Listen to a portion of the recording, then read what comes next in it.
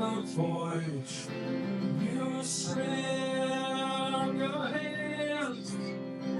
And only know the weeks are screwed up. You welcome me in. It offered me a place to start again. At the table.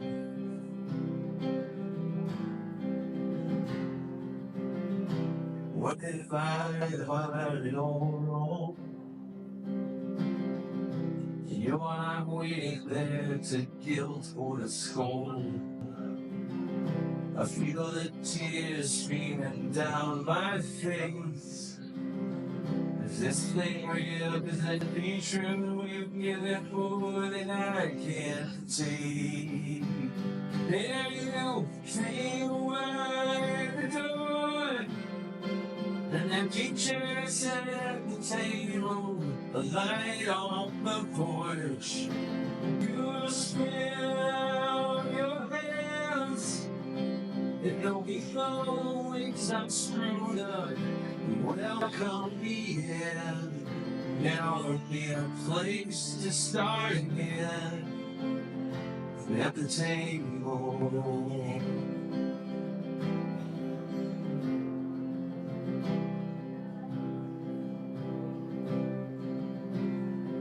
I grew up in church, and I think it took me a while to realize this.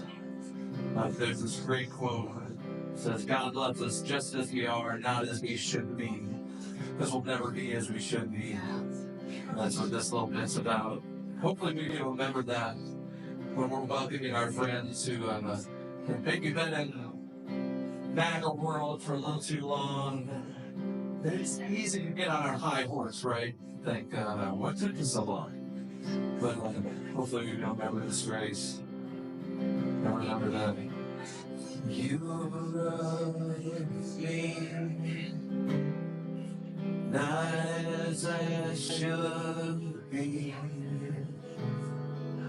just as I am,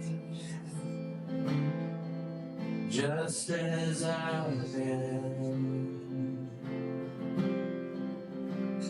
You love me,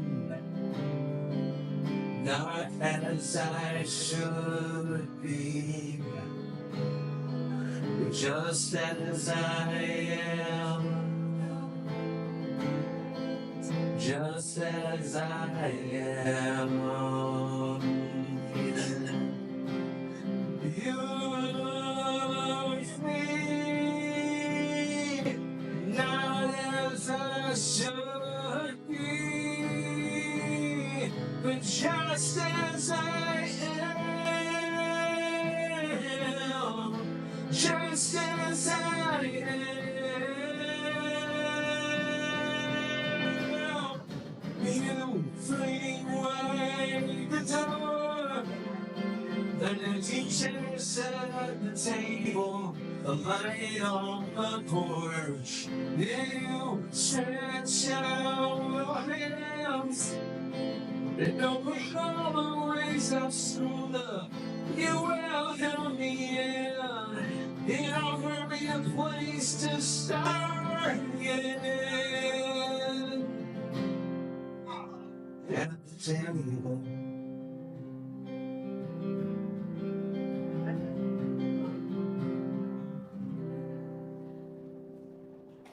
It's all right. I'll be back and how to get more songs, but until then, enjoy the rest of the program. Thanks for being here.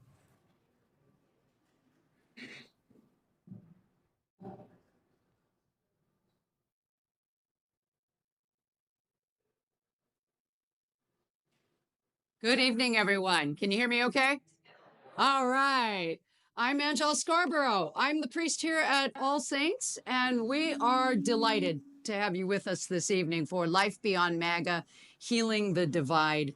And I want to thank both the Hershey Indivisible team and Red, Wine, and Blue of Central Pennsylvania. Let's give them a round.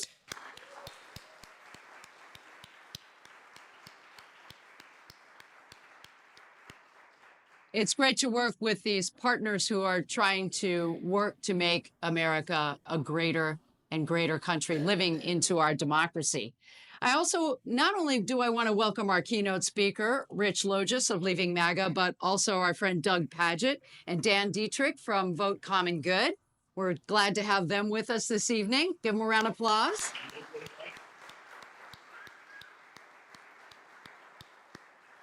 I really appreciate you guys pulling this together with me to make this event happen.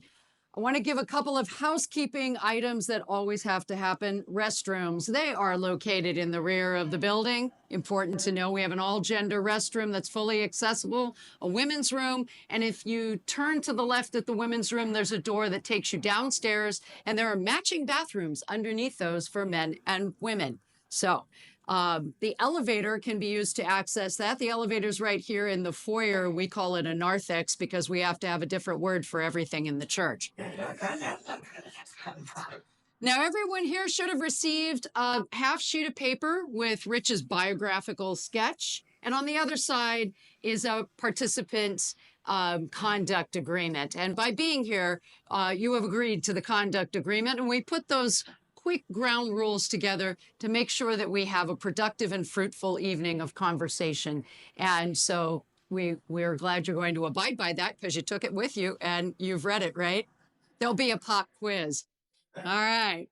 We want to promote healing and understanding. That's why we're here. And also, everyone should have received a 3x5 card. If you did not, we can get them to you at the break for written questions. So as you have questions come up during the course of the presentation, please write them down. We will take up a collection of the cards. We'll take up another collection for Rich's work, too, because we're a church. We know how to do that. Healing the Divide was birthed over the past several months, and it launched when I saw Rich appear on the Vote Common Good podcast with Doug. And it was at the end of that podcast as I listened to Rich's story. And of course, Doug's been here and Dan's been here a few times to talk about Christian nationalism and the problem of it and how it's morphing and bring some good education on that. But what really landed and made me pay attention at a different level was when Rich said it wasn't Christian nationalism that brought him into the MAGA movement. It had nothing to do with Christianity at all. And so I was listening intently, and this kind of coincided with my reading two different books. I'm rereading Eric Hoffer's 1951 classic, The True Believer. Now, I see a few heads nodding that you've read this. Some of you have read this book. He wrote it in the wake of World War II. And it's a philosophical work on the nature of mass movements, which can be good or not. And it's just a look at what makes mass movements tick. And I was also reading a second book, and that is Misbelief by Dan Ariely. And that is a work on why do human beings believe things that just aren't true. He calls it misbelief, but we might think of it as conspiracy theories. And these are a human thing. I mean, all the way back, he cites that in the year 68, there was a conspiracy theory that went around that the Emperor Nero was replaced with a lookalike. We're talking the Roman Empire, and people were believing this stuff. So why do people do this? And it's part of our social makeup and how we get pulled into these. And we've seen these two phenomena come together in this moment in time. But at the end of that podcast, Doug said something when he said, I want to address my people, the progressive Christians. And you talked about how the progressive Christians need to be very careful not to be self-righteous and say, I told you so, or you got what you voted for. Because, well, that can maybe feel good for a hot 3 seconds. It can also be the very thing that shames someone who's coming out of MAGA and pushes them right back into the movement. If they think they're going to leave and be shamed, they will not leave. They will not leave. And I thought, you know, I need to get a hold of Rich. And so I sent him an email and I said, Rich, I am the pastor of a church that your friends in MAGA world would probably call commie libtard apostate church, with quotes around it. And I'd be a pastor because I'm a woman, you know. But I have people in my parish who've lost loved ones to this movement. And I have people in my parish who faithfully vote Republican, who aren't really plugged into politics, but they voted and now they're feeling shame. So there's a whole lot of damage going on. And how can we get together and talk about what happens when someone leaves? You know, you're building the exit ramp, but at some point, when you take that exit ramp from the freeway, you have to get onto a surface street. Well, that's the rest of our society. So how do we welcome people back who are truly contrite and trying to move away from this movement? And as a priest who preaches the gospel of Jesus Christ, I'm kind of in the sin and redemption business, right? I mean, we hold that people can change, that redemption is possible. We believe in contrition and repentance and forgiveness and reconciliation. And I'm so glad that tonight we can give you some good news, that there is hope, that your loved ones can change. There is a life beyond MAGA. And if we work together, we can heal this divide. And so I'm so glad that each and every one of you is here this evening. Now, what I'd like to do is invite our friend Doug Padgett to say a few words, and he's going to introduce our keynote speaker tonight, Rich Logis. Thanks. It's fading back. Yeah. Well, hey, y'all. We're going to get the microphone going in a minute. It's just being back a bit. I just wanted to thank you all for being here and just add a little personal welcome.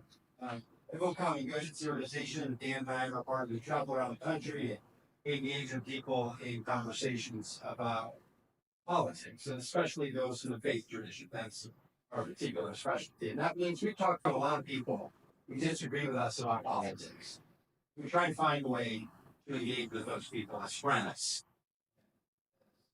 One another. Great level of disagreement.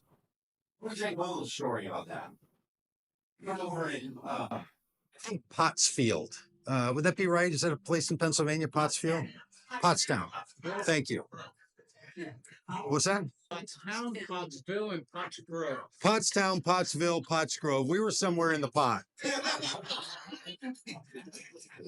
were running one of our classic events just before the election where we were introducing faith voters to people running for office they might want to vote for. They don't often meet. In this case, it was a Democrat that we wanted them to meet. And we talked with the campaign about where we could have an event. And they suggested a particular restaurant that had closed and was right on a nice little intersection and had a big parking lot. So we said, great. They said, great. We showed up on a Sunday afternoon, got set up. We have two big buses that are out there. We set up our stuff, chairs. Candidates, they were about ready to get started, and a pickup truck comes rolling in. And a guy gets out, and he's looking around, and I can tell he's agitated, doesn't know what's going on. He sees me. I see him. We kind of make eye contact. He walks up to me and says, what the hell's going on? I said, oh, we're going to have this event with these people with Vote Common Good. And he goes, what are you doing here? And we said, we thought this is great. He goes, I own this restaurant. I'm a Christian, Trump-supporting, gun-toting patriot. Pack up and get out of here. And I said, I am so sorry that we've made it turn. I'm starting to realize, oh, we thought the campaign was going to talk to the owner of the restaurant. They thought we were going to talk to the owner of the restaurant. Nobody talked to the owner of the restaurant. So this poor guy shows up, and we're in his parking lot. He said, what are you doing? We said, we're doing this event. He goes, well, who's running? I said, she is. And he said, can I meet her? And he walked over and he met her and he came back and he was still really agitated. And he said, all right, I see you're all set up. Just do your event and then leave as soon as you can. And I thought for a minute, would I have said that if a bunch of red hats showed up on my property to hold an event? I met a good Samaritan that day. Some of you know that reference in that story. We did our event. He was out mowing the lawn on his tractor. I walked up to him at the end and gave him $100 and said, we'd like to rent your property that we already used. And I had 2 beers. And I said, here's 2 beers. You're welcome to both of them. Or if you wouldn't mind, I'd love to have one with you. And he said, okay, let's go over by your bus. So he pulled up on his little tractor. We sat there and talked. And he said, you know, I was out there thinking about all this. And said, all those things I said about myself are true, but I also was at church this morning. And I'd always hoped that our church would be a place where we could come together. But I've realized that these politics are even pulling us apart there.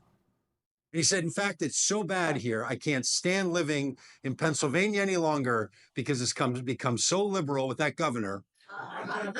Everything we own is in that tractor trailer, and we're driving to South Carolina Tuesday morning, and we're moving out of town. And then he said, but you should buy my restaurant. We talked about a bunch of stuff. My wife's a yoga instructor, and we hit it off, and we're similar ages, and he felt very clear about his position. Said, I don't want her to win. I don't want any of the politicians you support to win.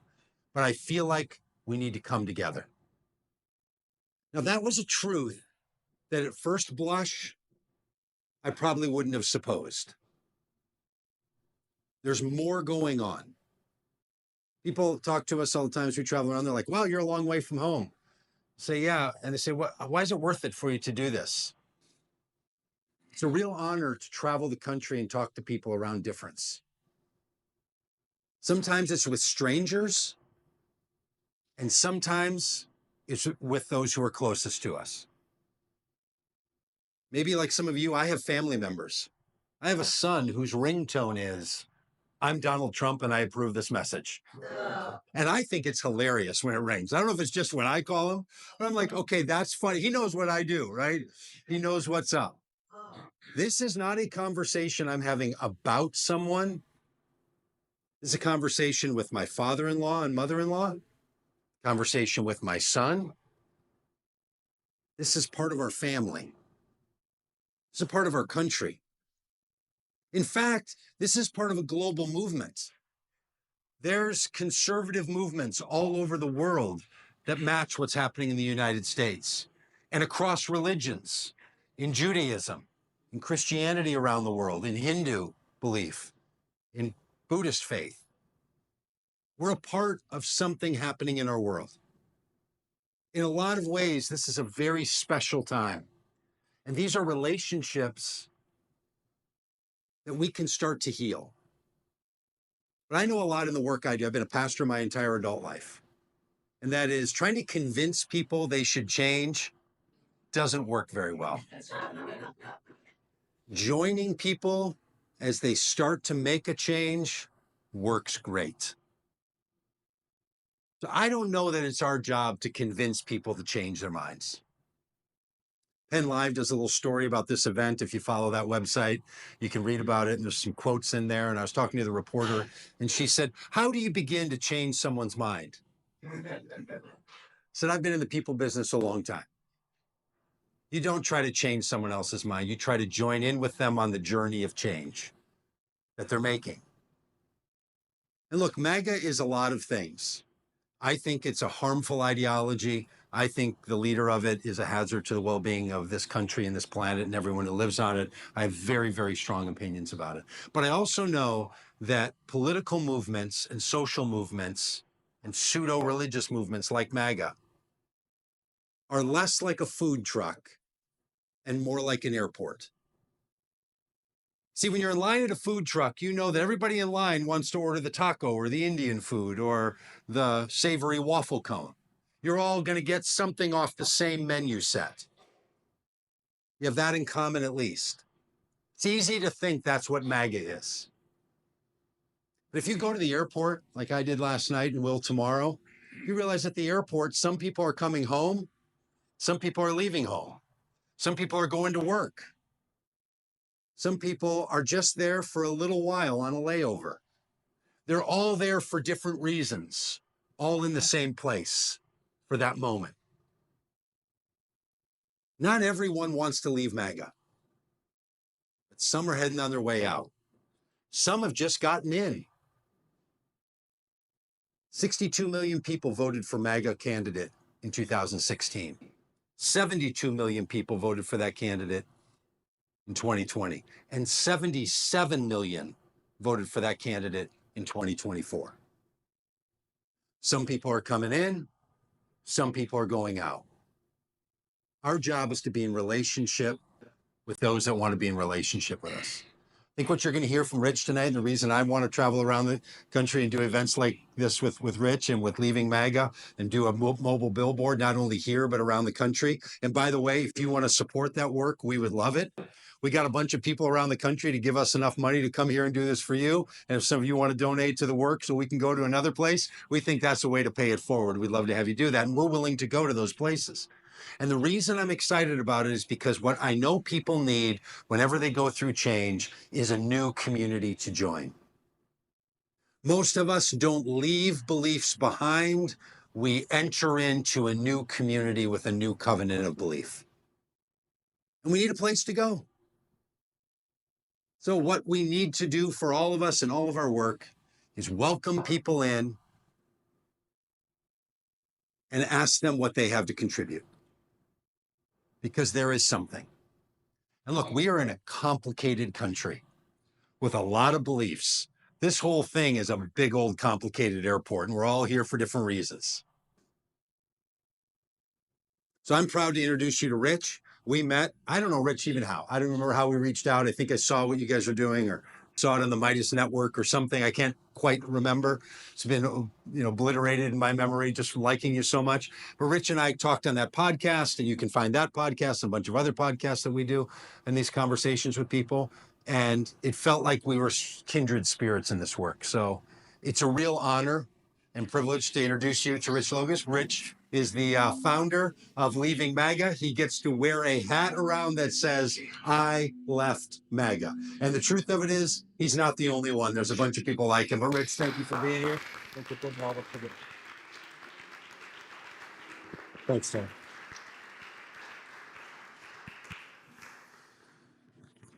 Good evening, everyone.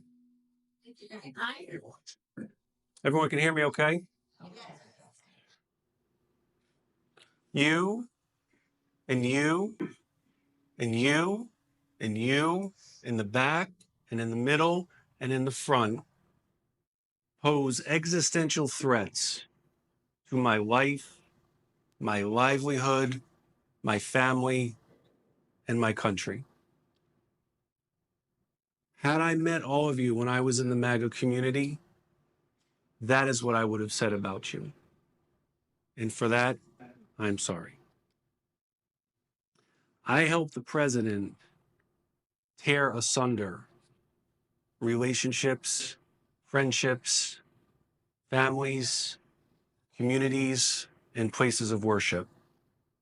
I'm culpable in helping him to divide our nation and amplify conspiracies and lies that resulted in unnecessary death. That is something that I think about all the time, every single day, doing this work of Leaving MAGA. But I do it because I am working to try to make amends. And I hope after tonight that seeing my example and some others that I'm going to show you, that we can offer grace to those who change and to those who seek penitence. May 24th, 2022. One hand is white-knuckled on the steering wheel. My other hand is resting on my AR-15 on the passenger seat. On the radio, there are reports of the Uvalde, Texas school shooting. We know that there are casualties. We know that some of the casualties are children. I'm thinking about my own 2 children and my wife. And in that moment, my thoughts drift to the beginning of my MAGA odyssey. I want to start with a quote for a moment. Remember, democracy never lasts long. It soon wastes, exhausts, and murders itself. There never was a democracy yet that did not commit suicide. It is in vain to say that democracy is less vain, less proud, less selfish, less ambitious, or less avaricious than aristocracy or monarchy. It is not true in fact, and nowhere appears in history. From our second president, John Adams. I mention that quote because our relationships that we have politically with our fellow citizens and countrymen and women it is not sustainable for our democracy. Now, why did I gravitate to the MAGA movement? My odyssey starts at the end of my college years after I graduated college. My first ever vote for president was in the year 2000 for Ralph Nader. Now, for those of you who voted for Al Gore, I lived in New York, so I wasn't in Florida where I am right now. He was my first vote, and I spent the next 15 years cementing a pessimism and a cynicism and an ignorance about politics. And that cynicism and pessimism and ignorance made me ready-made for MAGA. In addition to being cynical and pessimistic, I didn't want just change. My belief was that we needed to obliterate the established political order and build it anew. And I felt that way because I looked at politicians and our government and I thought, this is a failed model. It only represents a small segment of our population, the wealthy and the powerful. I wanted a flamethrower taken to the system. Now, what I learned about that, which I will get to a little bit later on, is that it is much easier to tear down than it is to build up. And in addition to that, I believe both parties were the same. I saw the Republican and Democratic parties as two sides of the same coin. It's why I spent 15 years voting for third parties, except in very, very rare occasions when I would vote for a major party candidate. Now, what is the appeal of our president? It's all right, if you guys want to get the chuckles out, now's the time. Does everyone remember who the nominees for the 2016 election were going to be before Donald Trump declared? Jeb Bush and Hillary Clinton. Even apolitical friends of mine said to me, Rich, I don't understand. Are we a country of political dynasties? Didn't we fight the monarchy and gain our autonomy to rebel and succeed against that kind of a system? Yes, it is true that the president ran as a Republican, but he ran as someone who was a true outsider. No government, no military, no political experience. I saw him as someone who didn't need the job, and thus, because he didn't need it, I saw him as the right person for the job at the time. Now, this is another part where everybody can chuckle because we've got the word honest next to the president. But at the time, yes, there were abrasive statements. There were indefensible statements that I looked the other way on. But I was also attracted to the candor and the honesty of the campaign. And I was because I remember thinking distinctly, this is how someone who cares about the country is going to speak about our political system and about the two parties. So yes, there was abrasiveness, but there was also an honesty that I found refreshing. And I also will say that some of my apolitical friends whom I eventually convinced to vote for Trump, they also felt the same way. Now, this issue, I watched my parents get foreclosed upon in the only home that they ever lived in before they died. What the president did at the time is he raised economic issues that were valid and legitimate. Then and now, there is economic pain. At the time, what were some of the issues that were broached? The loss of jobs that went overseas. Once vibrant communities hollowed out because of outsourcing. The campaign at the time gave voice to that trauma. I knew people individually who had been affected because of outsourcing. It didn't affect me directly, but I knew others it affected. And unsurprisingly, those individuals were Trump voters as well.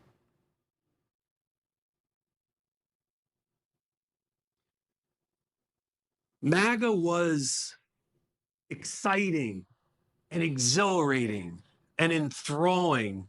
It was new, it was novel, it was fresh, it was unprecedented, it was historic, and it was communal. It provided a community like in the way Doug mentioned, which thank you, Doug, for that introduction. Really appreciate it. It provided a community. It provided for me a community that I never actually thought I was looking for, where I had a chance to meet like-minded individuals, where we broke bread, we congregated, we had camaraderie, we had community, we had social gatherings, we went to holiday parties, birthday parties, parties for our children. That's what MAGA provided. MAGA is not a cult, ladies and gentlemen, because a cult is something that is very, very difficult to leave. Now, MAGA is hard to leave also, and we will get to that, but MAGA is not a cult. It is best understood as a community.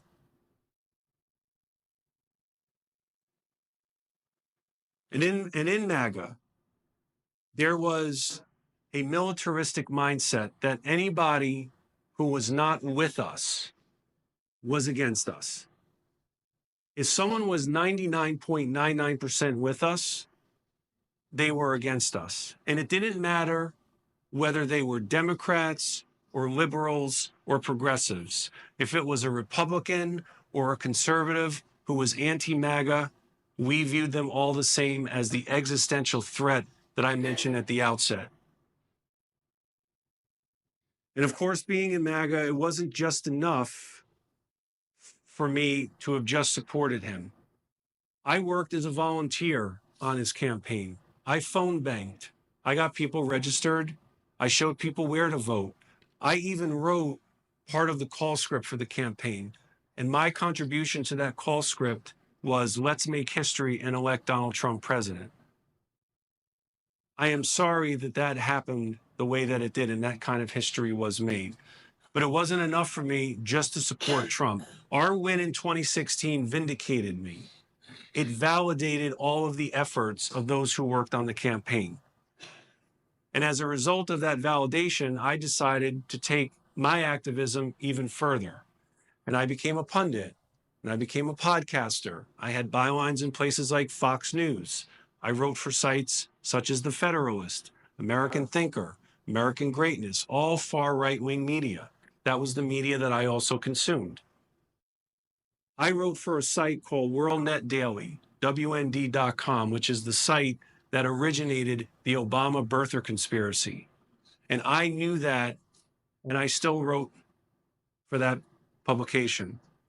And the reason I did is because I believed that if you were not with us, that you posed a threat, that anyone who was against us was on the wrong side of history, and they were the fake Americans. And anyone with us, we were the real Americans, and we were on the right side of history.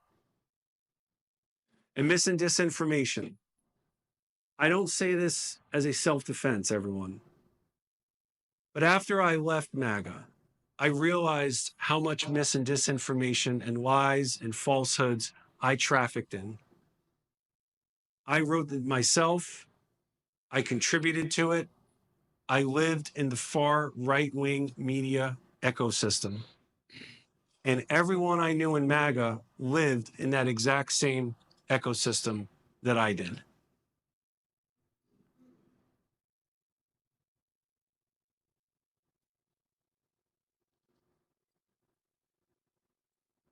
So what was it like when I first started having some of my doubts?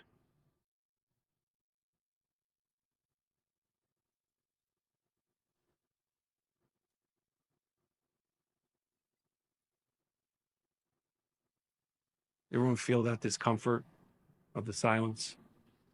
I could see some of you in the fidgeting a little bit. Something like this. Those were my evenings every night for an entire year. What MAGA does is it keeps its adherents in perpetual states of desperation and panic and despair, and to use a fancy term that I learned in my theology courses as a theology minor, nihilism. And that's how we felt on the winning side after 2016. So what were some of the reasons that I started to doubt my support? First was COVID. I knew that the president was mismanaging the pandemic as it was happening. But we never, ever criticized the president publicly, because that is not what we did. Because if we did it publicly, it meant that we were siding with our enemies. Yes, it's true that privately there were some times that I would criticize the president. Charlottesville was one case, COVID was another, but never publicly. But I knew that he was mismanaging COVID. I admit that I did not take it seriously in the beginning. I did not think it was a bioweapon, but I did not buy into a lot of the conspiracies that had pervaded themselves across MAGA about COVID. I also did not support what happened on January 6th. But like COVID, I felt that the press and Democrats made January 6th into a bigger deal than it really was. It's what I thought at the time. I knew people who went. One of the reasons I did not go is because I actually did not believe that Donald Trump won the election. I knew that Joe Biden had won the election.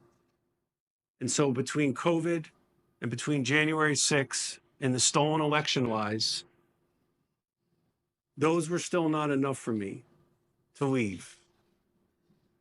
The first accelerant for me that really set me on a pathway of which I like to say, to paraphrase the venerable Ernest Hemingway, my epiphany, my road to Damascus moment where the scales fell from my eyes happened gradually and then suddenly all at once. And the first accelerant for me was actually my governor, Ron DeSantis. So I've lived in Florida since 2012. If we go back to the summer of 2021, do all of you recall there was the Delta surge of COVID? Children were getting sick. There were reports of children dying. I thought that Ron DeSantis had handled the pandemic pretty good overall.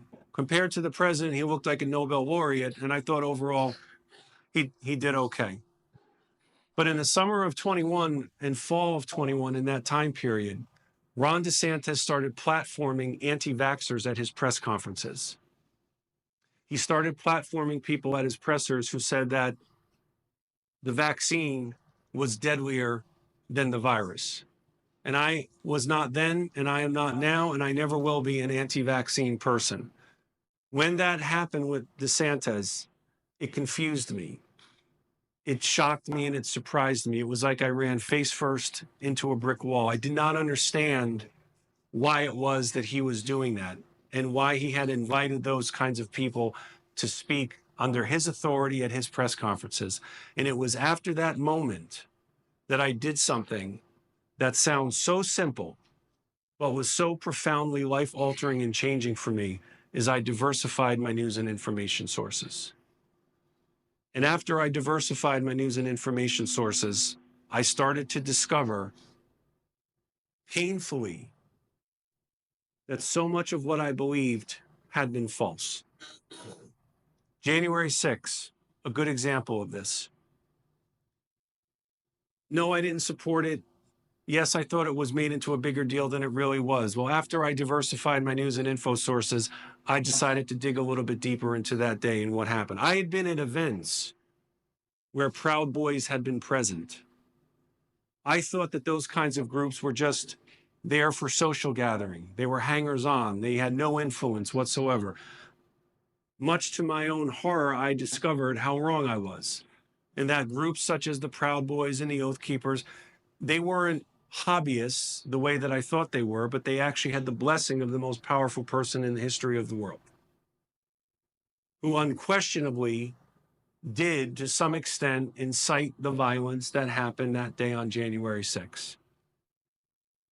So it took me that amount of time after diversifying my news and information sources, going through the next many, many months, listening to the Republican Party in February of 22 call January 6th legitimate political discourse.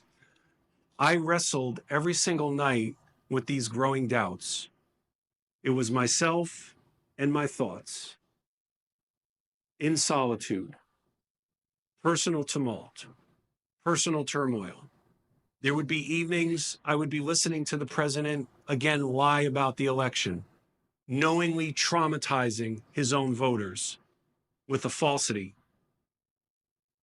But then I would look at a photograph of an event at Mar-a-Lago that I went to, and I would say, no, I'm in the right place. We're going through a rough patch right now. I did that. I vacillated like that, ping-ponged like that for an entire year. And on May 24, 2022, in my car, it was dusk outside. It was light out, but it was a little too dark for sunglasses. And with my hand on my AR-15 on my passenger seat, as I'm holding it, I was going to do something that I never thought I would do, which was to go and sell that godforsaken weapon. And on the same day as Uvalde, I took that weapon and I got rid of that weapon because I could no longer in good conscience keep it. I could no longer in good conscience support what MAGA was. There were two lines of demarcation that I came to. The first was the defense and justification of politically motivated violence. I knew that had I stayed in MAGA, that my staying there would have defended politically motivated violence. I also knew in my other line of demarcation that there was an acceptance within the Republican Party and amongst the MAGA community and Donald Trump of the acceptance of avoidable deaths, suffering, and trauma. It was so excruciating for me to have to acknowledge that because I knew that I had had a hand in defending that. And it was shortly after Uvalde that I quietly left MAGA. I told my wife, I told a few others. But there was something that was really gnawing at me that was saying to me, no, Richie. The voice here, the conscience, was saying to me, you were so unapologetically public in your support for Trump. You should be unapologetically public in your renunciation of MAGA. So it was on August 30th of 2022. I wrote a mea culpa.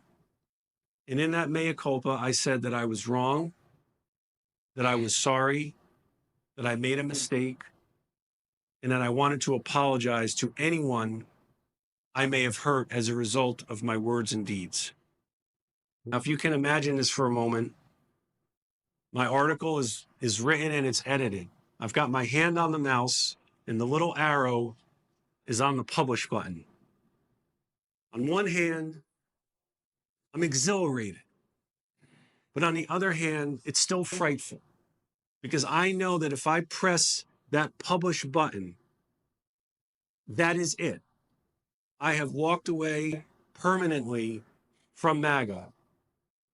And what made it so hard to press that button is that you're walking away, in my case, from that community. My MAGA community was a second family for me. So much so, I'm embarrassed to say, that second family often took precedence over my own blood family. It's why MAGA strained so many of my relationships, including my relationships at home. The other reason that was so hard to leave is that when you question your belief system, it wasn't just one or two beliefs that I had that turned out to be untrue. It was years of accumulated beliefs. And while it was liberating, it was excruciating to have to admit to yourself that you had allowed yourself to be duped by one lie after another after another. But I pressed that publish button. And the moment that I did it, the God's honest truth, everyone, is that I did not think that anybody would care. I thought maybe a few people might see it. Maybe they'd say, Rich, saw your article. I didn't seek accolades. I wasn't seeking any kind of fading praise. I did not think anyone would care. I did it because I needed to do it for my own personal closure, for my own catharsis. But the moment that that story published, almost instantaneously, Rich, can you talk to my brother? Rich, can you talk to my father? Rich, can you talk to my sister? Rich, can you talk to my best man? Can you talk to my maiden of honor?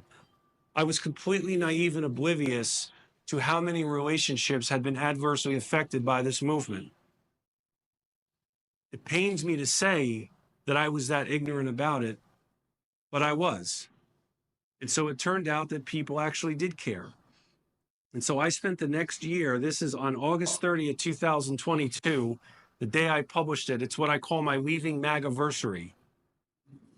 So in a couple of months, I've got another Leaving MAGA-versary on its way, and we celebrate on that day. And it turned out, yes, people did want to know this story.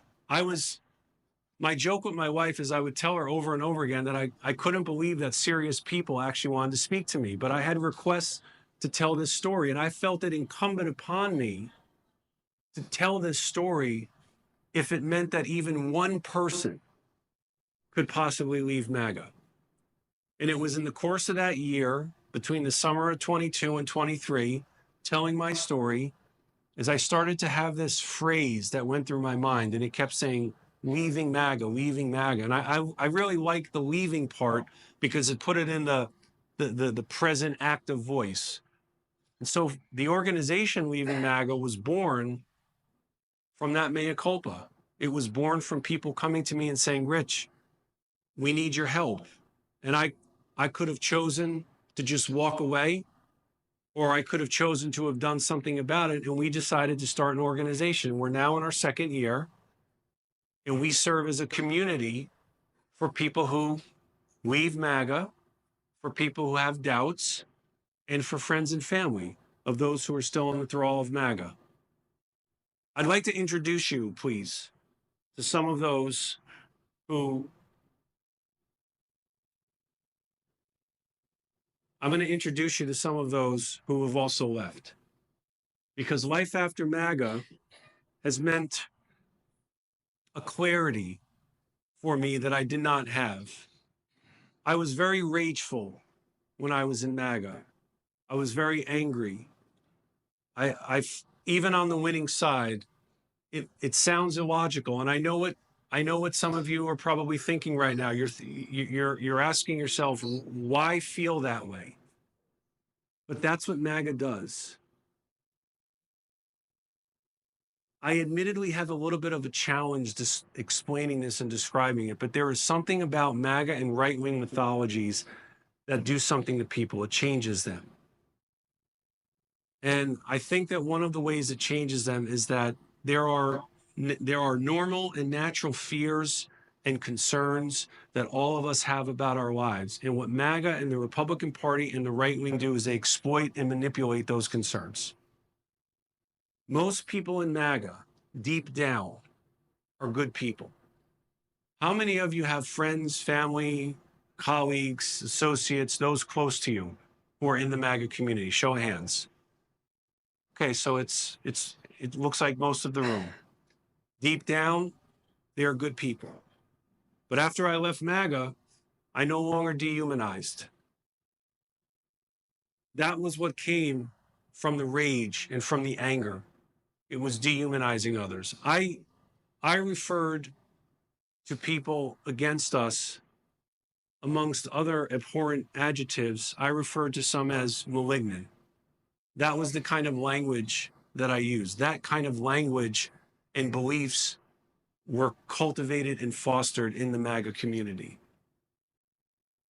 And I know this next point here, I know it's frustrating to have someone go low against you, and the temptation exists to go low in return.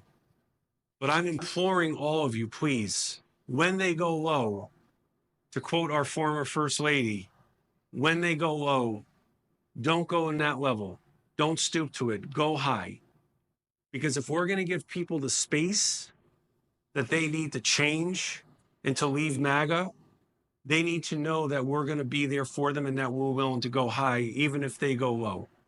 And I don't ask anyone to reconcile with a victimizer. I ask that people consider reconciliation with those who make the conscious decision as an individual to start to change. Now, it says less cynical, but I'm going to be honest about this one. I still got to fight my cynicism. I look around and what's happening in the country, and I'm sure that I share a lot of the sentiments and feelings that are in this room right now. So I need to fight my cynicism.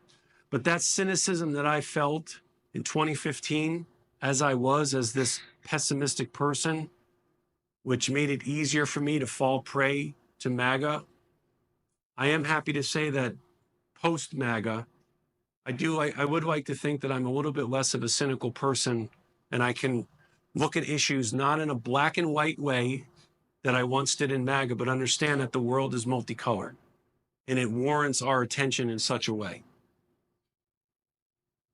Now, let me introduce you to some who have also left MAGA. So here's Stefania. Stefania is someone who's offered a testimonial with us, and all of our stories and our testimonials of those who left MAGA, you can I'll announce the site later, but it's at our website where you can read all of them. Here's a quote from Stefania. I became extremely fundamentalist. The pastor was preaching an interpretation of the Bible that I realized much later was Christian nationalist. And we've got a clip for you here.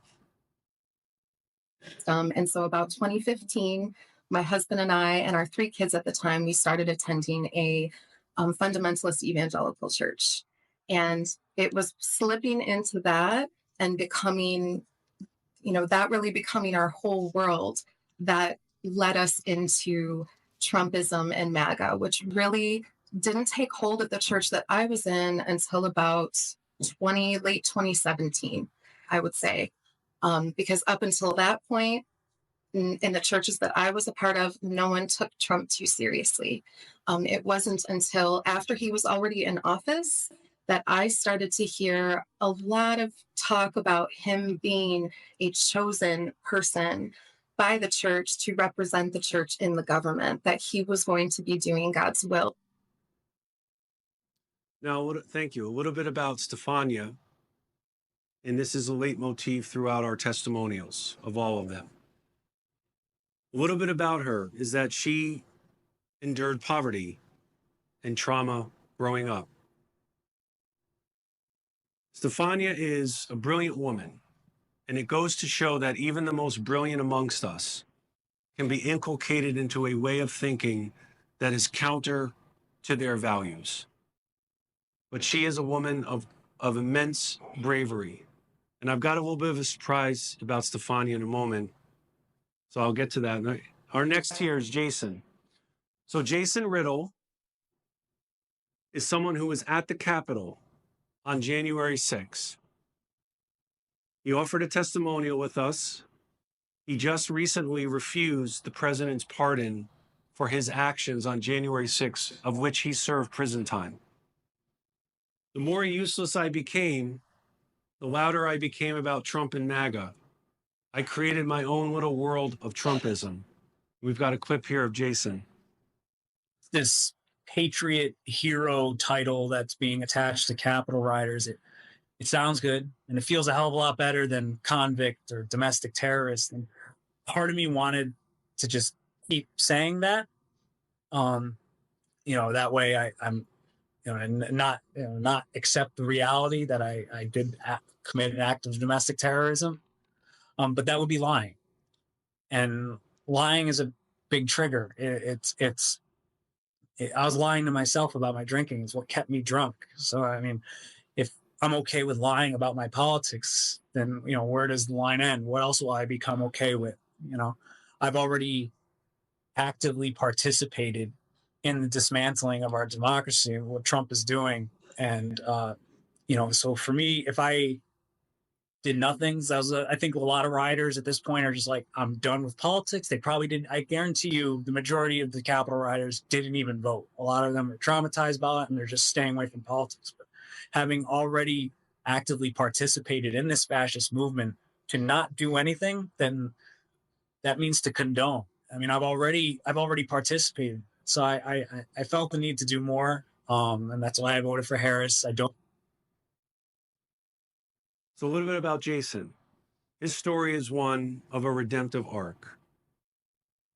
He had an addiction to alcohol for many years. He was also a closeted gay man. He endured his trauma as well before MAGA. And he's doing this, he's speaking out because he recognizes the error of his ways and he wants to make amends by talking about his past and how he takes responsibility for the actions he committed. We've got another one, James Hicks. I thought I would just reinforce negative stereotypes if I reacted strongly. I thought my outreach was going to change things. We've got a clip here also of James. Really deep in pretty quickly. I've got a photo here that you provided us that I want to show viewers. So this is you with a Confederate flag wristband.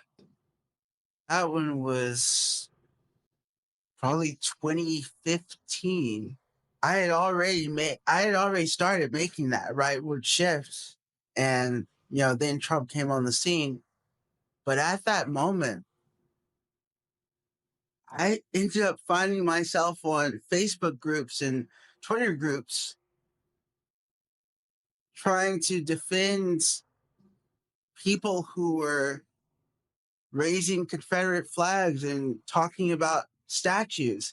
Because I really thought that if I took up these issues that they seem to care so much about, that they'd accept me too. That's what I was hoping. It did not turn out that way. Folks, imagine this for a moment. Well, we don't need to imagine because it actually happened. A black man wearing a wristband of the Dixie flag.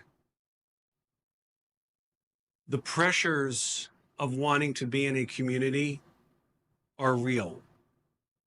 And James is someone who had to endure intergenerational trauma of racism. So much so that he was willing to overlook that to be accepted into a community, to the point where he would wear a wristband of the flag of the oppressors of his people. So these stories overall, like the others that we have featured, we see childhood, adult, and familial trauma. We see people looking for a savior or a messiah of some kind to ameliorate our problems. Reminds me of the book of Matthew, talking about false prophets and the wolf in sheep's clothing. But all of these stories here, like our others, these are individuals who went through, yes, similar experiences to some extent that I may have, but everyone goes through it individually. The only way for someone to change is it must start with them. It cannot be anyone else. We're going to get to our do's and don'ts here for a moment. I've got a couple stories here that I'd like to start with. So for those of you who have your friends and family in MAGA, let me open with two quick stories, one of which happened today. So did all of you see the truck outside?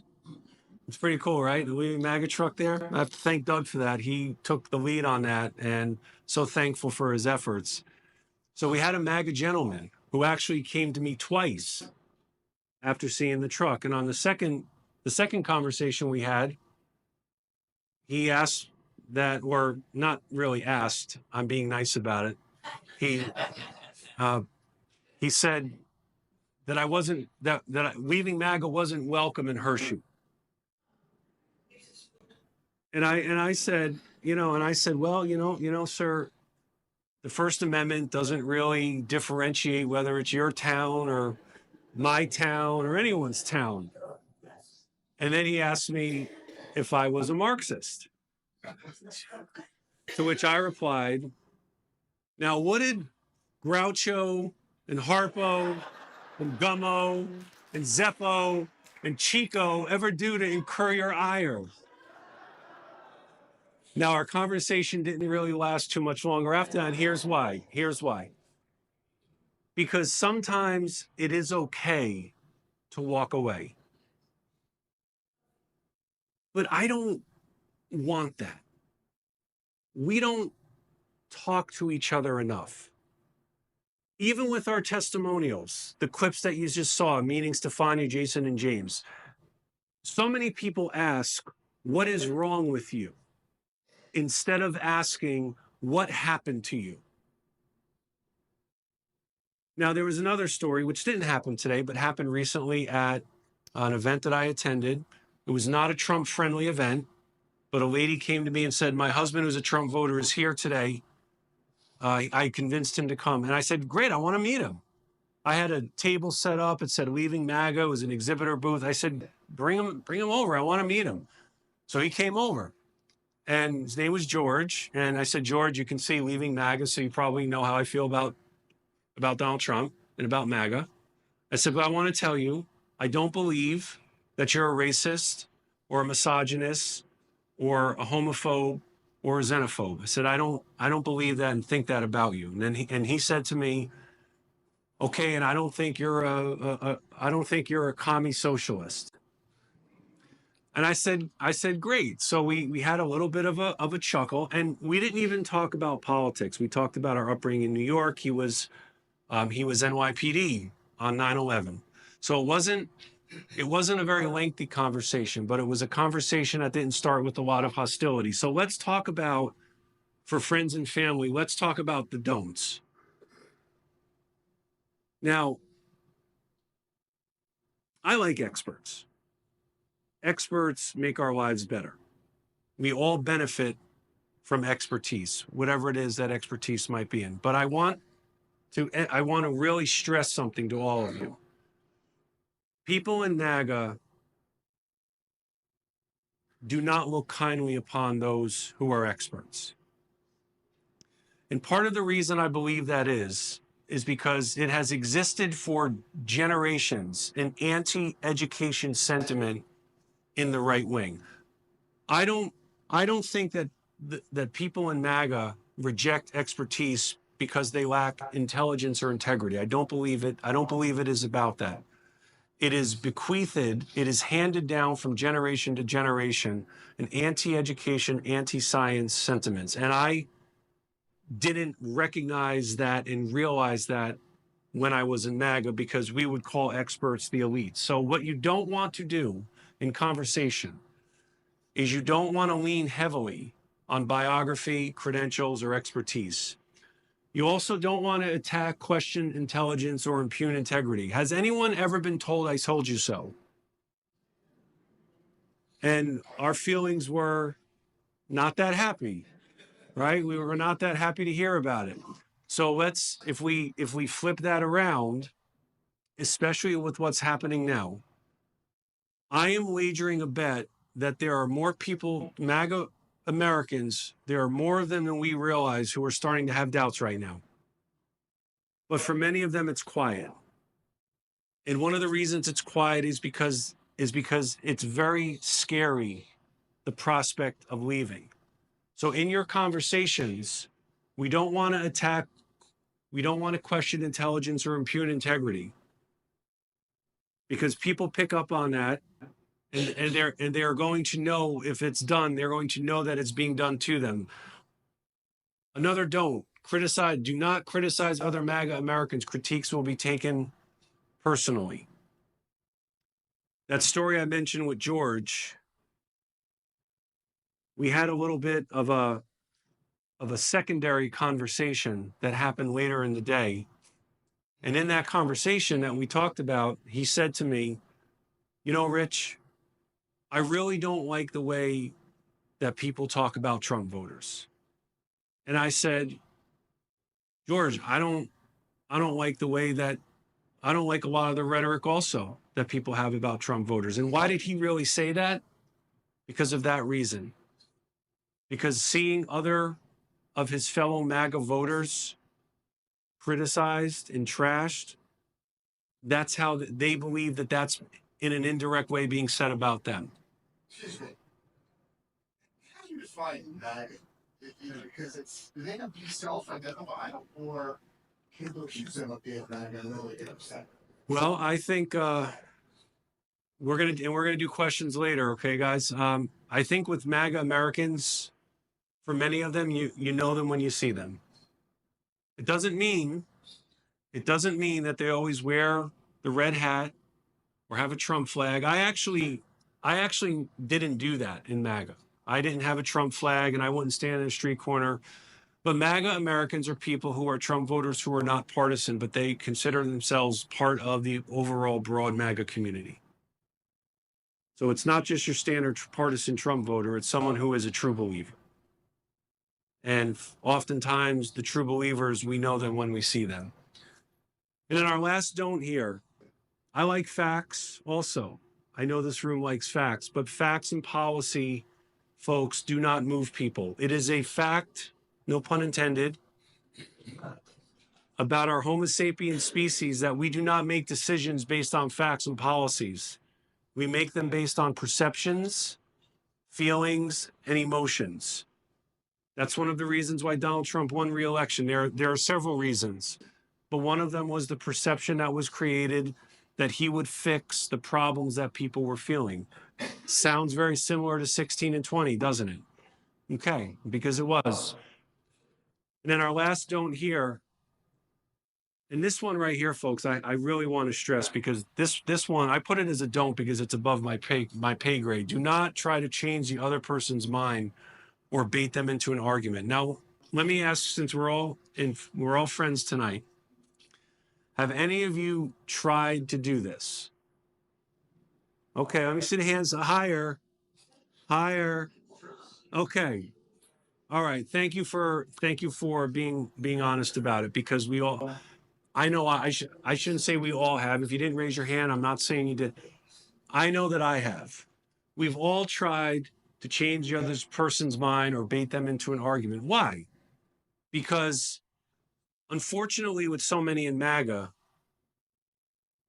I know when I'm having a conversation like I did today, I struggle with this because I feel like I might be condescending the other person, but I know what the person's going to say. We were talking about the LA riots. So what does everyone think was going to be said about the LA riots?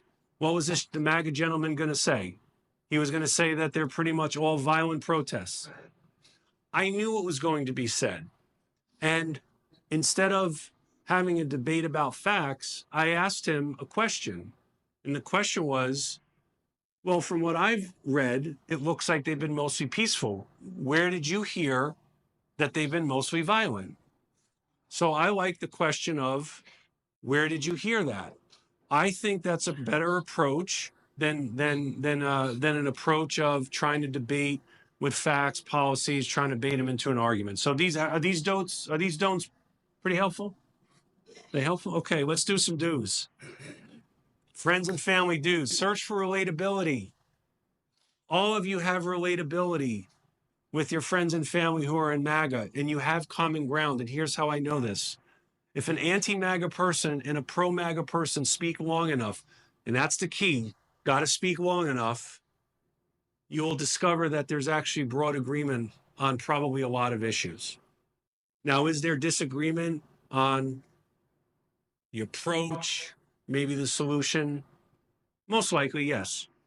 But what do MAGA Americans fear, aspire to? What do they dream about? It's what we all do.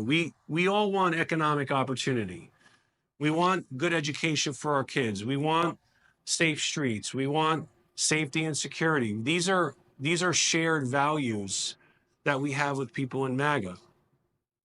But I recognize that it's hard to find the common ground if it's hard to broach the subject of having conversations. So with searching for relatability, I think if you do it enough, you don't have to search too deeply, that you'll find that there is that common ground with your friends and family. This one is really key. And I want to really emphasize this one. Try to understand why they believe what they do. I think that there is a phobia that so many people have, and I've succumbed to it also, where if we try to understand a position or a belief that we find, let's say, wrong, or we know it's inaccurate, that if we try to understand it, it must mean that we're accepting it and that we're defending it and that we're agreeing with it. That is not what this is asking you to do. I'm not asking anyone to compromise their own principles by trying to understand why people believe what they do. But when you have a better understanding of why they believe what they did or what they do, here's something that you're gonna learn. You're gonna figure out probably where some of their news and information sources are. And there's a good chance that their news and info sources are just like the ones that I had. I lived on the sites that I mentioned before that I wrote for. I consumed sites like Breitbart and The Federalist. I wrote for these publications. I never was paid a penny to write dozens and dozens and dozens of freelance stories. But this one right here, understanding why they believe what they do, that's one of the first steps to actually having a conversation to figure out where it is that they're getting their information from. Now, a respectful back and forth dialogue requires everyone involved, which means all of us, to have to listen. Now, I'm going to again confess that I've not always been the best listener. In MAGA, if you weren't with us, I didn't listen to you whatsoever, because I knew you probably were listening to what I used to call the Democrat media industrial complex. That's what I called it. As a matter of fact, I didn't just call it that, I actually trademarked that phrase. That trademark has expired, so if anyone wants it, I don't want it. I don't want it. A respectful back and forth dialogue. Now, listening and questions. See, the conversation I had with the gentleman today, what actually, with the Marxist gentleman, what really saddened me is that I wanted to talk more with him, because I wanted to try to figure out why he believed what he did. Not to bait him into an argument, not to try to outmaneuver him rhetorically, but I wanted to know where he was getting his information from. And I unfortunately just had to tell him, sir, this is not the kind of conversation that I want to have with you.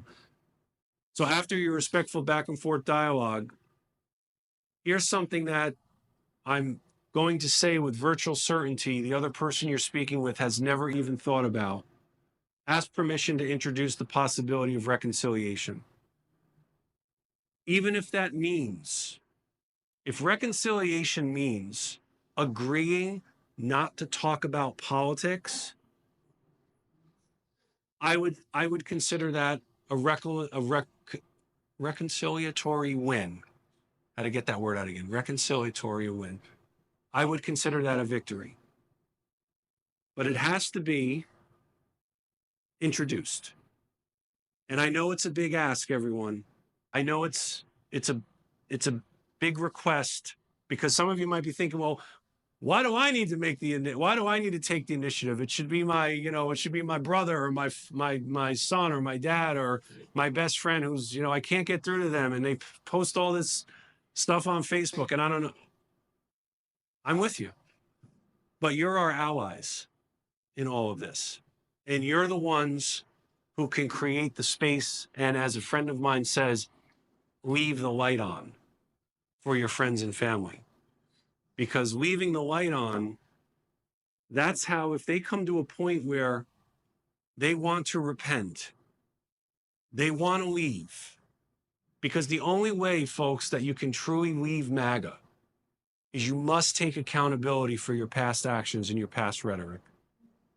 So we need to give people the support and the space for them to leave. And if we do that, and it comes a time when they're having doubts and you're there for them and they don't fear judgment from you and they don't fear ostracization from you, that is how we move forward, and that is how we heal. Give it up. Thank you, Dan. Thank you. No, that's not what she said. Whew. Well, thank you all, and thank you for your questions. We have a basket with several questions in it. If you still need your question brought forward, I'm happy to take up the collection. It's a thing we do, all right? So I told Rich he didn't have to worry. This is his first time presenting. I know.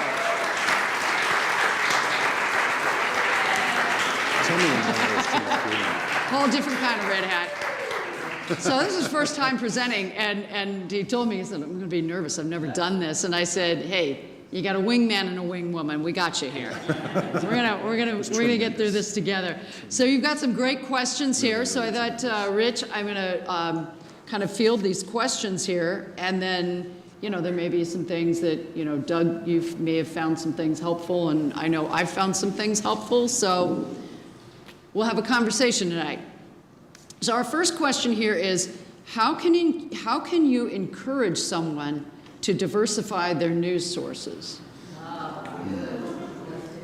How can you encourage someone to diversify their news sources? The LA riots are all violent. Well, I've read that they're mostly peaceful. Where did you hear that they're all violent? And wait for an answer. Wait for an answer. That's hard, right? It's hard in sales to ask the question, which I'm not saying to sell, but to ask a question and wait for the answer. Ask them where did they hear that, and see if. And my prediction is that my prognostication is that when you ask that question, more times than not, you will start to get answers, and then they will start to tell you where they're getting their information from. And when you start to learn where they're getting information from, that gives you an opening on engaging them to combat the mis and disinformation that they're consuming. Can I add one suggestion to that? If you have someone close to you that you want to talk to this about, and they want to talk with you, right? You always got to have that deal. Mutuality in the relationship is really important.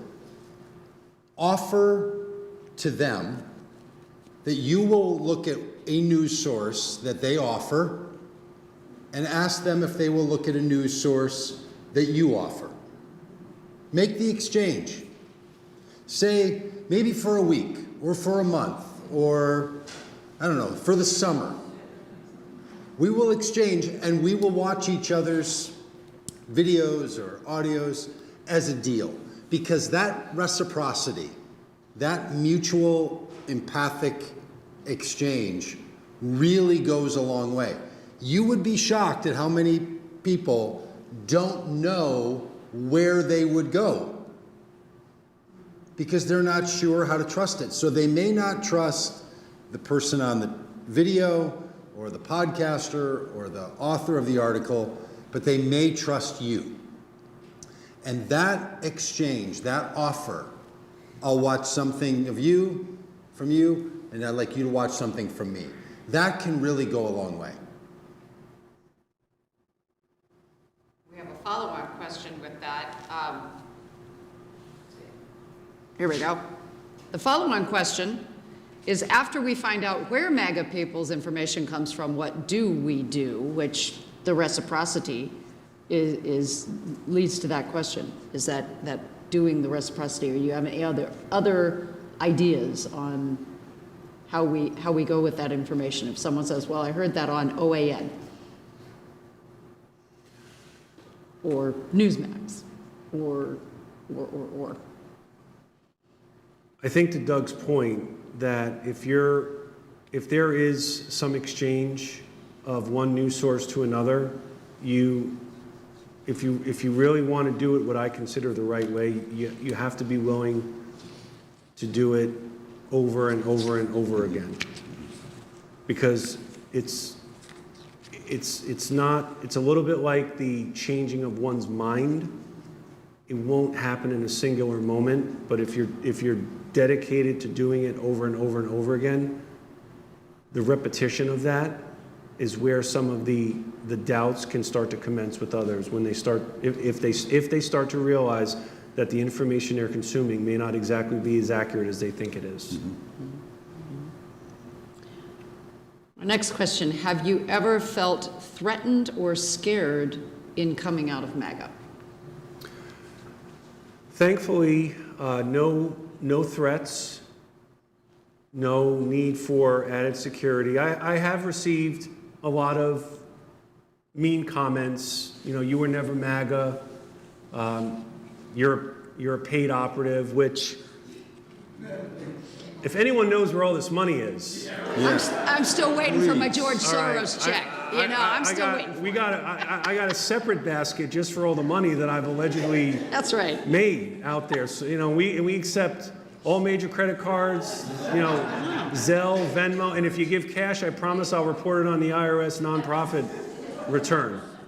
But thankfully, nothing that's been more serious beyond that. But this is just,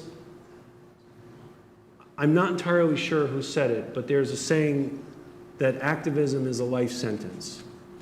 And when you're in the arena that we are in, you just have to dust yourself off after those comments. No one wants to get them, but if we keep our eyes on the prize, we get through them. Question 4, best read for understanding MAGA and helping family and friends who are torn. Well, there's some sources out there. Shameless plug. We do have an ebook at our site, and it is a free book. It's not lengthy. It's around 55 pages. It's some of what you saw tonight, and then some additional details. There are some authors' works whom I have leaned on for depolarization, and there's one author I will, it's a friend of mine, so I'm biased, but his name is Zach Elwood, E-L-W-O-O-D, and he has written extensively about toxic depolarization. He's also what he would identify as an anti-Trump liberal, and a lot of the work that he has done has respectfully criticized rhetoric that comes from the left about Trump voters. So his works are very accessible, and I would highly recommend them because you can find them wherever books are sold. You can get them, but as a friend and someone I've learned from, I would really highly recommend his work. If you know someone in MAGA, they are your best place for information, right? That Rich said was so helpful, right? Like, what do you believe? Why do you believe it? And listen to what they say. Curiosity is a great antidote to a lot of other problems, right? And if you feel like I feel on so many days, just nearly out of my mind trying to reconcile all of this, I have found, and I know many others have found this similar because I've learned it from them, that becoming curious helps with that anxiety and powerlessness. Mm-hmm. And I know that some personalities, some of us, can do that better than others, but becoming curious to a friend or to a family member or someone else, and to spend a little bit of time understanding what function does this belief do for you? How does it act in your life? Our beliefs aren't just things we have, they do something for us. Like, you're all here tonight for many reasons that motivate you, or are out there today, or are going to do things tomorrow. And our actions are actually performative in our lives. They do a thing. And figuring out with our friends and family, what's that doing for you? So I'll just give this brief family illustration. My son, who's got the ringtone, When he was 18, I had to say to him, Chico, you cannot park your truck in our driveway if it has a Confederate flag on it.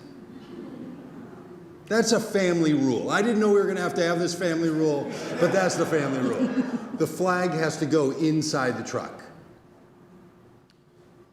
What's going on with my son having a Confederate flag? Right? It's now been a decade and a half. So there's something going on here that is not as simple as it feels some days. And that curiosity, I think, is one of the places that we can become inquisitive. No, we live in Minneapolis, Minnesota. We live in a border state with Canada. Yeah, so,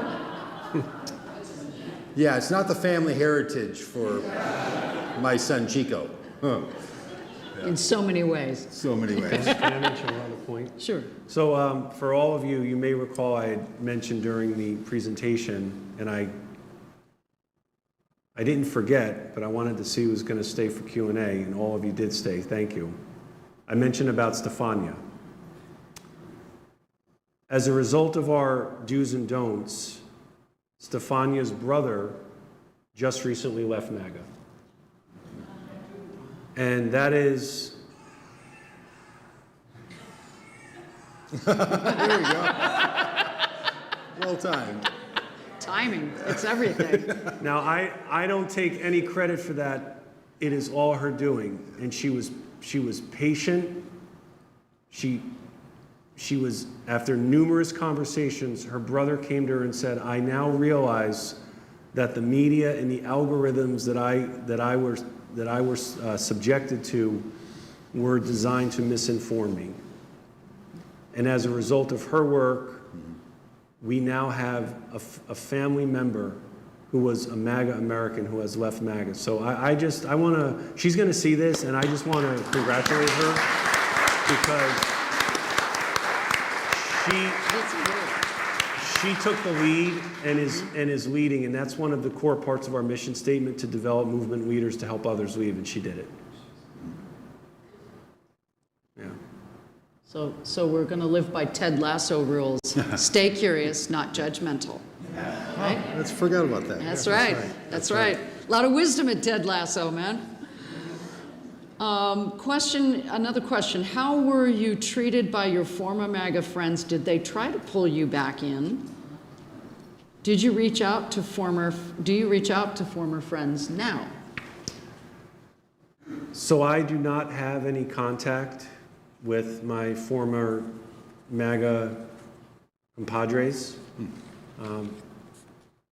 As part of the process of self-forgiveness, there were some relationships, in addition to my relationships at home, that I had with whom I'd lost touch.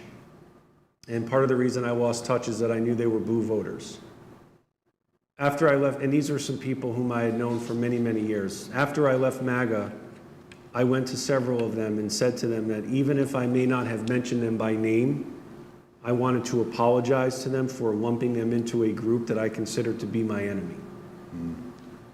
And every single one of them accepted my apology. And one in particular, who was very, very influential in my life, especially dating all the way back to my college days, said to me, Rich, I accept your apology, and I always knew that you'd come back. And I say that because for your friends and family, please do not give up on them.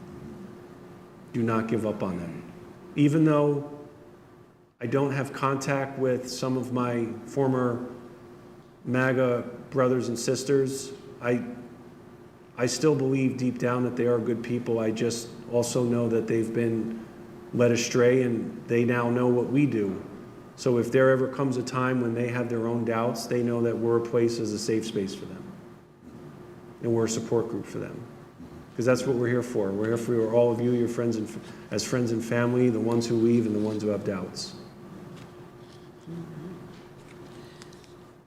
Another question, are there major differences between younger or older people in their ability or reasons to leave MAGA? Generational differences. I think for certain MAGA Americans of a certain age, nostalgia is particularly intoxicating. And I want to talk about this in a nuanced way because, you know, I said earlier in the talk about how we make decisions based on perceptions and feelings and emotions. We are also, as a species, adverse to change. And I think MAGA Americans of a certain age who grew up with only white, Christian, straight men in power, when they have seen demographic changes where there are still white, straight Christian men in positions of power, but fewer of them, those demographic changes, I think some of the anxieties that people feel about them, it doesn't necessarily mean that they are racist. But those changes are, again, the fears that people have about change are exploited and manipulated. And I think as part of the nostalgia that certain MAGA Americans feel at a certain age, I feel like that nostalgia is really what is appealed to. And I think with younger Americans who are in MAGA, they're not really nostalgic. They're very much worried about their futures. And I think that those worries are very valid and legitimate. But again, just like with more senior MAGA Americans, those fears and concerns that the youth have are, again, exploited and manipulated. And that is what the right wing does so very, very well, is it gets people othering that there have to be others and other reasons why, for whatever reason, we have shortcomings in our own lives. And I'm not saying that shortcomings don't happen necessarily because people make mistakes. They do, but there are also other factors that the Republican Party and MAGA and Trump are just not honest about with Americans of all ages. But I also want to add a note on that, is that the left can also be guilty of othering. Yep. Okay, we're good at that. Okay, the left can be just as good at othering, name calling, labeling, and anytime we're doing that, we're dehumanizing, and we're pushing people away, and we're building that wall even higher and higher. So we have to be really careful about our own, attentive to our own functioning, because we cannot change the other person, but we can change how we respond to them. And there is a difference between a response and a reaction. Reaction is the lizard brain, reacting immediately. It's fast, it's usually unthoughtful, it's unreflected, and it's wrong. Because we're all in a highly anxious society right now. If any of you are familiar with Rabbi Ed Friedman's work on systems, he wrote his last book. He died halfway through it. It was a failure of nerve, leadership in the age of the quick fix. And he talked about the United States being a highly anxious society.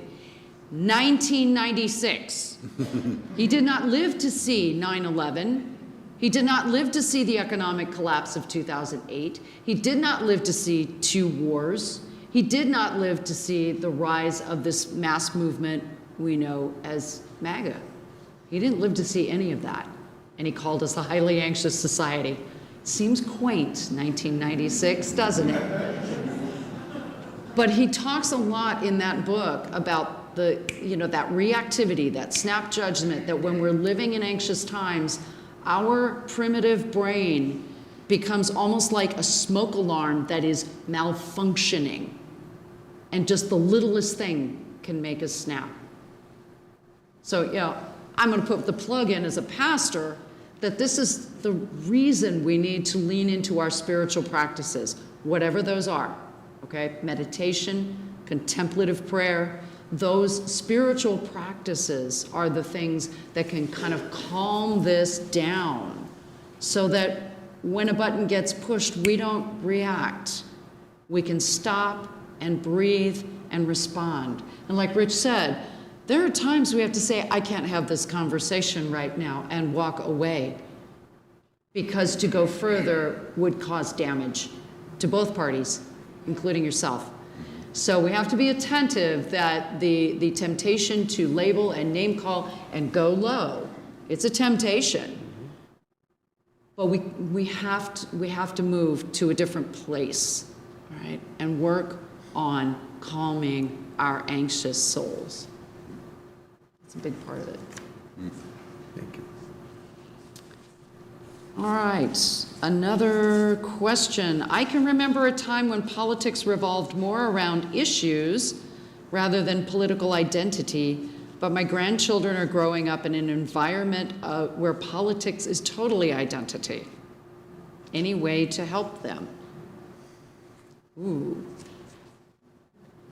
It is one of the reasons why it's so hard to leave, is that someone in MAGA has invested him or herself wholly into that community. And I'm not just talking about financially, emotionally, personally, politically. It does become their identity. It becomes their personhood. It becomes their being.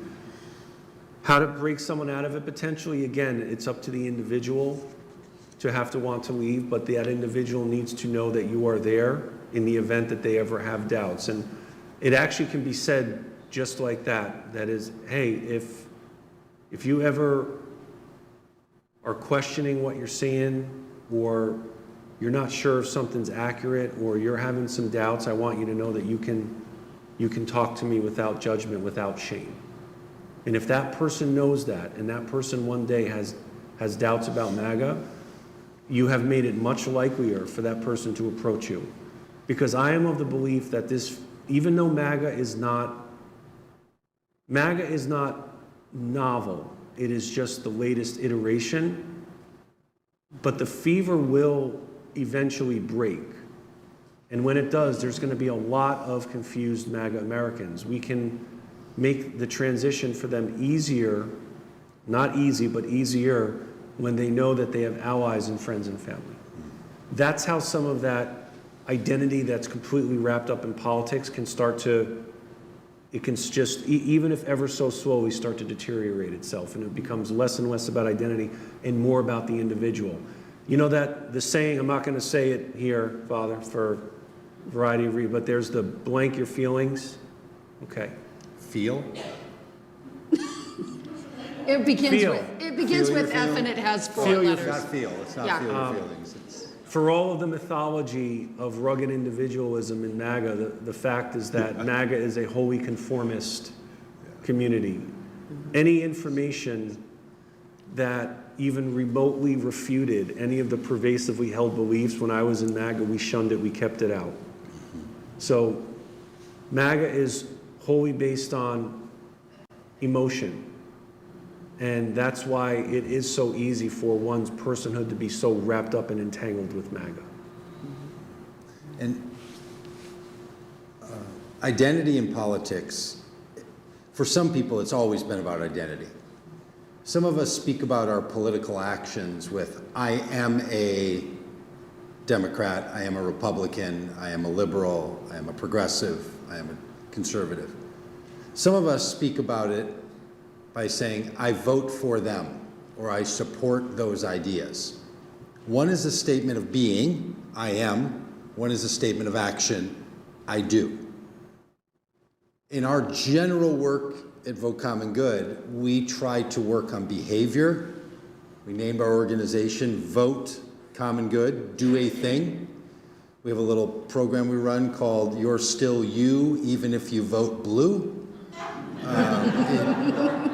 We're not asking you to be someone different. We're asking you to do something different. With MAGA, it gets complicated. I was talking to one of the same gentlemen today, and I talked about agency, because I think agency sits at the center of so much of this. In other words, if you want to stay MAGA, great. If you don't want to, you can leave. If you feel you can't leave, you don't have agency. So I think it's a big piece, and he said, well, I'm not really MAGA, I just vote that way. I said, oh, okay, then you don't have to leave it, you could just stop doing it. But he didn't like the idea but he was asking me, why do people have to leave MAGA? And I said, they don't have to leave, but they can if they want to, right? Like that, but this place between identity and behavior is worth talking about with all of us when it comes to what it means for a whole lot of things, frankly, right? Even our English language, American English language, about how we use our names, right? You know, we'd say like, I am Doug, as opposed to people call me that. One is, my name is, I am. Those are really different kinds of statements. And so there's a little work we can sort of do with one another. In fact, there's a fun comedian, he's got a bit about how we answer the phone saying one thing and we say something else when we're with someone. So we'd answer the phone and say, this is Doug. And then when I'd meet you, I'd say, hi, I'm Doug. If I pick up my phone and say, I am Doug, or if I meet you and say, this is Doug, like, that's just all weird. But it's a great bit, actually, you should look at it. But we have these conventions because they do a thing.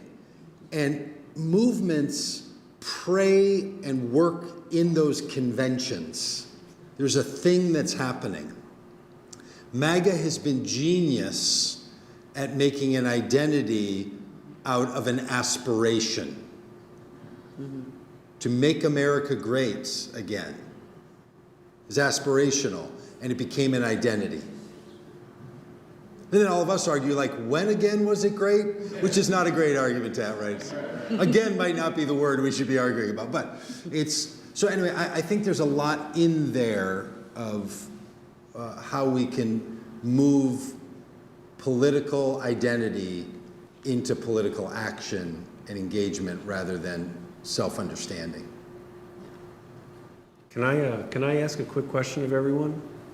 And thank you for all of your honesty tonight. Have any of you referred to MAGA in the past as a cult? Okay.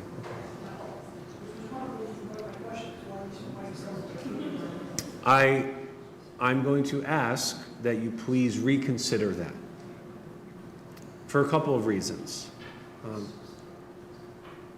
If someone is having doubts about being in MAGA and hears MAGA is a cult, that person is probably more likely than not to dig their heels in deeper than to say, maybe I should leave this.